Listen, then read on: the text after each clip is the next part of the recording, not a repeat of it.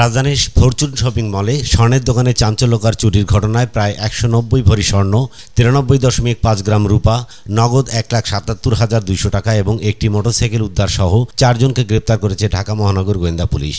গ্রেপ্তারকৃতরা হল শাহিন মাতব্বর ওরফে শহীদ ওরফে শাহিন, অনিতা রায়, মোহাম্মদ নুরুল ইসলাম ও উত্তম চন্দ্র সুর। পুলিশ জানায়, গত ৮ অক্টোবর রাতে মালিবাগের ফরচুন শপিং মলে অবস্থিত সম্পদ জুয়েলার্সে একটি দুঃসাহসিক চুরির ঘটনা সংঘটিত হয়।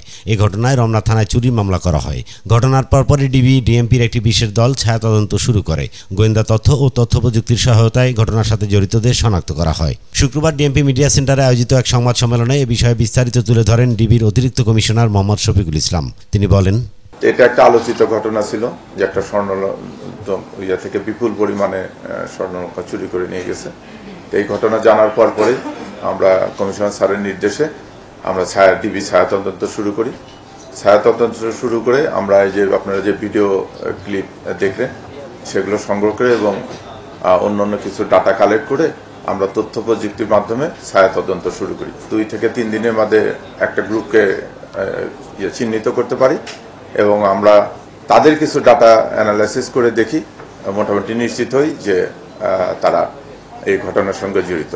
প্রায় 200 ভরি স্বর্ণ আমরা উদ্ধার করি আর সামান্য কিছু রূপা উদ্ধার করা হয়েছে। এটাও ওই চুরির এখান থেকে হয়েছে, উদ্ধার করছে। তাই এই ঘটনা সম্বন্ধে আমি যেটা বলবো যে তারা অত্যন্ত সুকৌশলে কাজটা করেছে।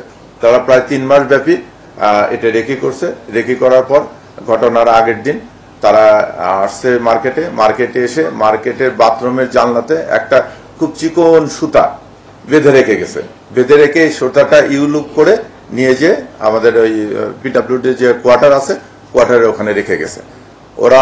এবং বাথরুমের ভিতর দুটো যে বোরকা আপনারা দেখলেন এই বোরকা দুটো রেখে গেছে। রাত্রে এসে ওই সুতের মাথায় রশি বাঁধছে, বেঁধে টেনে রশিটা উপরে তুলে রশিটা গিট্টুতে এই রশি দিয়ে তারা উঠে গ্রিল কেটে তারপরে মার্কেটের ভিতরে ঢুকছে। 2021 সালে কর্ণফুলী মার্কেটে একটা ঘটনা ঘটেছিল, সেই ঘটনায় কিন্তু এই 2 জন আসামি সরাসরি জড়িত ছিল। তারা ওই ঘটনা থেকে গ্রেপ্তার হয়েছিল, তারা জামিনে এসে আবার তারা এই কাজ শুরু করছে।